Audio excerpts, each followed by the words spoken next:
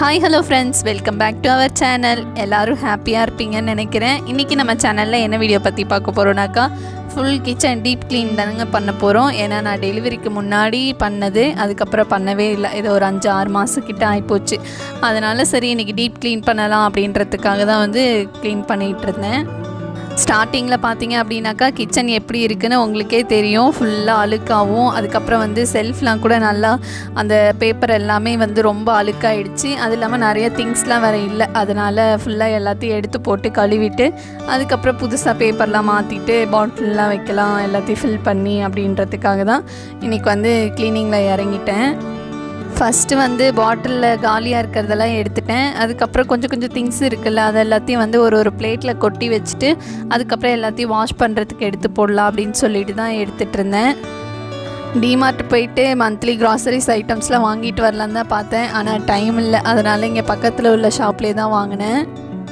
ஏன்னா எனக்கு பக்கத்தில் இல்லை, கொஞ்சம் லாங்காக இருக்குது. போயிட்டு வர்றதுக்கே எப்படியும் 1 டே, காலையில் போனாக்கா ஈவினிங் தான் வர மாதிரி இருக்கும். 1 டே ஃபுல்லாக வீணான மாதிரி இருக்கும். அதனால் சரி வேறு என்னைக்காவது ஃப்ரீயாக இருக்கிற அன்றைக்கி போய்க்கலாம் அப்படின்றதுக்காக முக்கியமான திங்ஸ்லாம் எதுவும் இல்லையோ அதெல்லாம் மட்டும் இங்கே பக்கத்தில் உள்ள கடையிலே வாங்கி எடுத்துகிட்டு வந்துட்டேன். நேற்று வந்து ஷார்ட்டில் சொல்லியிருந்தேன், பாப்பாவுக்கு தலையில் வந்து அக்கி போட்டிருந்துச்சு அப்படின்னு சொல்லிட்டு. அதோட ஃபுல் டீட்டெயில் தான் இப்போ இங்கே சொல்ல போகிறேன்.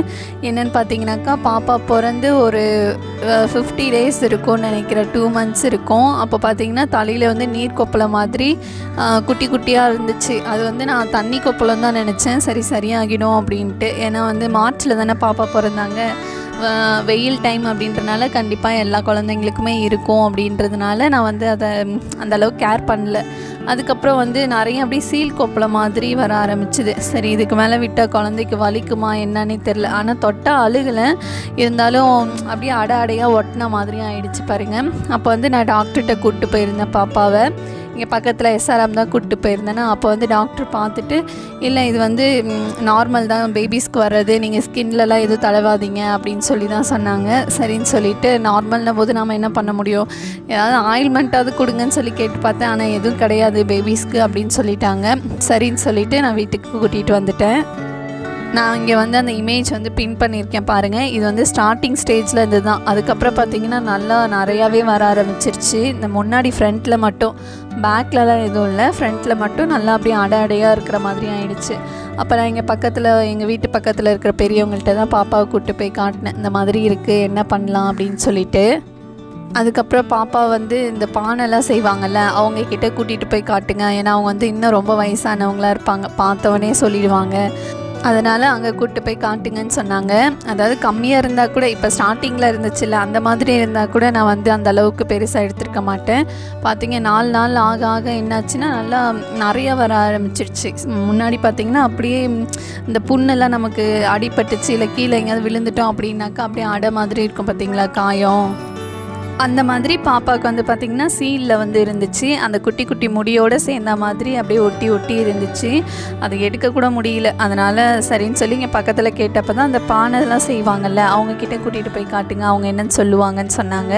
அப்போ வந்து மதிய டைம்ன்றதுனால சரி ஒரு ஈவினிங் போல் போனப்போ அவங்க என்ன சொன்னாங்கனாக்கா, இது வந்து தலையில் பாப்பாவுக்கு வந்து அக்கி வந்திருக்கு, அதனால் 3 நாள் கூட்டிகிட்டு வாங்க காலையிலன்னு சொல்லியிருந்தாங்க.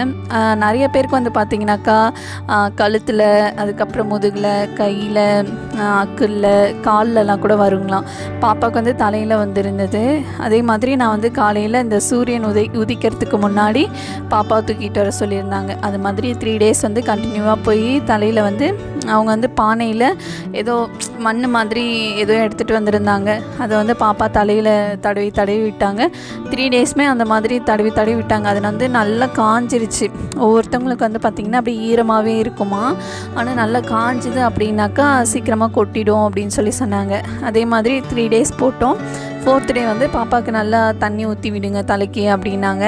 அதே மாதிரி 4th day வந்து பாப்பாவுக்கு தலைக்கு தண்ணி ஊற்றி விட்டோம். பார்த்திங்கன்னா அந்த சீல் பிடிச்சிருந்தது சொன்னேன் பார்த்திங்களா, அது எல்லாமே வந்து கொட்டிடுச்சு. அதுக்கப்புறம் வந்து அந்த பக்கு மாதிரி மட்டும் இருந்தது. அந்த கொப்பளம், அந்த சீல் அதெல்லாம் எதுவுமே இல்லை. அப்படியே தோல் மாதிரி மட்டும் அப்படியே படிஞ்சு இருந்தது தலையில்.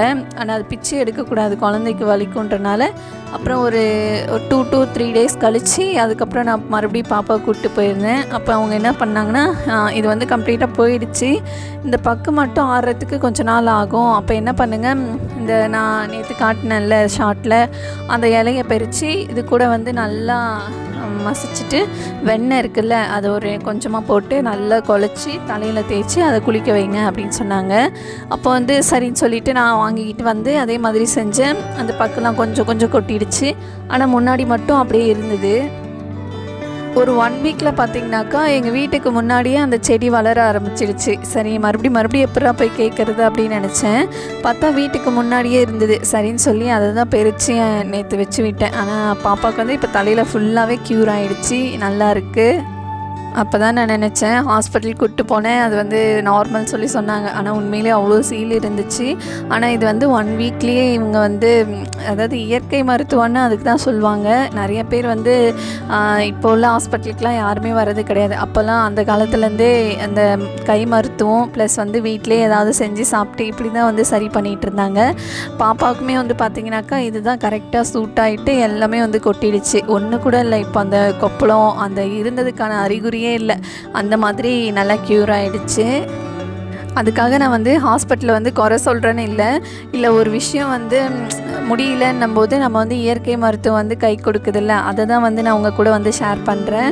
இதே மாதிரி எத்தனை பேருக்கு க்யூர் ஆகிருக்கு அப்படின்றது எனக்கு தெரியல. இது வந்து நீங்கள் கேள்விப்பட்டிருக்கீங்களான்னு எனக்கு தெரியல. இந்த பானை செய்கிறவங்கள்ட்ட போயிட்டு எழுதிட்டு வருவாங்க அப்படின்னு சொல்லிட்டு உங்களுக்கு யாருக்காவது தெரிஞ்சுது அப்படின்னா மறக்காமல் கமெண்ட் பண்ணுங்கள். நான் வந்து இதான் ஃபஸ்ட் டைம் வந்து கேள்விப்படுறதுமே கூட. ஒரு வழியாக கிச்சனில் உள்ள திங்ஸ் எல்லாத்தையும் எடுத்து கொட்டிட்டு கழுவிட்டு அதுக்கப்புறம் வந்து பழைய சாதம் கொஞ்சம் இருந்தது, அதையும் வந்து நல்லா மிக்சியில் ஒரு அடி அடித்து மிளகாத்தூள் சீரகம் உப்பு அதெல்லாம் போட்டு வெயிலில் காய வச்சுட்டேன். அப்புறம் கழுவி வச்சிருப்பா அந்த பாட்டிலெலாம் வந்து காஞ்சிருச்சு. அதனால் அதில் க்ராசரி ஐட்டம்ஸ்லாம் எது காலியாக இருக்கோ அதில் எல்லாம் ரீஃபில் பண்ணிவிட்டு அப்புறம் செல்ஃபில் பேப்பர்லாம் மாற்றிட்டு எல்லாத்தையும் எடுத்து அரேஞ்ச் பண்ணிட்டேன். அதுக்கப்புறம் இந்த கவுண்டர் டாப் மட்டும் நல்லா அழுக்கான மாதிரி இருந்துச்சு, அதை வந்து ஒரு தேய்ச்சிட்டு அப்படியே எல்லாத்தையும் எடுத்து வச்சிடலாம் அப்படின்றதுக்காக தான் அந்த வேலை பார்த்துட்டு இருந்தேன். நான் வந்து கண்டினியூவாக வந்து ஒர்க் பண்ணிக்கிட்டே இருக்க மாட்டேன், கொஞ்சம் நேரம் ரெஸ்ட் எடுத்து தான் பண்ணுவேன். ஏன்னா பாப்பாவும் அடிக்கடி எழுந்திரிச்சிருவாளா, அதனால் கொஞ்சம் கேஃபிட்டு தான் பண்ணுவேன். இது வீடியோஸில் வந்து பார்த்திங்கனாக்கா கண்டினியூவாக வேலை செய்கிற மாதிரி இருக்கும். ஒரு சில பேர் என்ன கேட்குறாங்கன்னா, செக்ஷன் பண்ணிவிட்டு நீங்கள் ஏன் இவ்வளோ ஒர்க் பண்ணுறீங்க அப்படின்னு சொல்லி கேட்குறீங்க. வேறு என்னங்க பண்ணுறது, கிச்சன் வந்து எனக்கு எப்பயுமே க்ளீனாக இருந்தால் தான் பிடிக்கும். அதனால தான் சரின்னு சொல்லிவிட்டு நான் வந்து அப்படியே கண்டினியூவாக பண்ணிக்கிட்டே இருக்க மாட்டேன். கொஞ்ச நேரம் ரெஸ்ட் எடுத்து தான் பண்ணிகிட்ருப்பேன். அதே மாதிரி வீடும் பார்த்திங்கனாக்கா நான் டெய்லியுமே வந்து மாப் போட்டு விட்டுருவேன். ஏன்னா பாப்பா வந்து கீழே படுக்க வைக்கிறனால எறும்பு பூச்சி எல்லாமே வந்து கீழே தான் சுற்றிட்டு இருக்கோம். ஏன்னா லியோ வந்து எதையாவது சாப்பிட்டு அங்கேயும் இங்கேயும் வீசிடுவாளா. அது காலையில் பார்த்திங்கனாக்கா டிஃபனை வந்து சாப்பிட கொடுத்தேன் அப்படின்னாக்கா எங்கேயாவது ஒரு மூலையில் போட்டு போகாமல் இருக்க மாட்டாள். அவங்க பார்த்திங்கன்னா ஃபுல்லாக எறும்பு வந்துடும். அதனால் டெய்லியுமே வந்து பெருக்கி மாப் போட்டு விட்டுருவேன். டைம் இருந்துச்சு அப்படின்னாக்கா காலையில் மாப் போட்டுருவேன், இல்லைனா ஈவினிங்காக போடுவேன். ஆனால் பெருக்கிறது வந்து பார்த்திங்கனாக்கா காலையில் ஒரு தடவை ஈவினிங் ஒரு தடவை கண்டிப்பாக வந்து பெருக்கிடுவேன். ஒரு வழியாக கிச்சன் ஒர்க் எல்லாமே முடிச்சுட்டேன். இது வந்து மணி பிளான்ட்டில் வந்து பார்த்திங்கனாக்கா வாரத்துக்கு ஒரு டைம் வந்து தண்ணி ஊற்றி நல்லா ஃபில் பண்ணி வச்சாதான் அந்த செடி வந்து வாடாமல் இருக்கும். அப்படியே விட்டுட்டோம் அப்படின்னாக்கா அந்த தண்டுலாம் வந்து நான் ரொம்ப அழுகி போன மாதிரி ஆகிடும். அதனால் வந்து வாரத்துக்கு ஒரு தடவை அந்த தண்ணி கீழே ஊற்றிட்டு அதை வந்து மறுபடியும் தண்ணி பிடிச்சி வச்சோம் அப்படின்னாக்கா நல்லா ஃப்ரெஷ்ஷாகவே இருக்கும். நியூ அந்த லீஃப்லாம் வந்து வர ஆரம்பிச்சிரும். அதுக்கப்புறம் பால் கொஞ்சம் இருந்தது, அதில் தான் வந்து ஓட்ஸ் போட்டு ஓட்ஸ் கஞ்சி மாதிரி குடிக்கலாம் அப்படின்னு சொல்லி அதை தான் காய்ச்சிட்டு இருந்தேன். அவ்வளோதான், நம்ம இந்த வீடியோவோட எண்டுக்கு வந்துட்டோம். கிச்சன் வந்து சூப்பராக க்ளீன் ஆகிடுச்சின்னு நினைக்கிறேன். எப்படி இருக்குது அப்படிங்கிறத மறக்காமல் கமெண்ட் பண்ணுங்கள். நம்ம சேனலை ஃபஸ்ட் டைம் பார்க்குறீங்க அப்படின்னா மறக்காமல் சப்ஸ்கிரைப் பண்ணி சப்போர்ட் பண்ணுங்கள். இன்னொரு இன்ட்ரெஸ்டிங்கான வீடியோவில் சந்திக்கலாம். அது வரைக்கும் பாய்.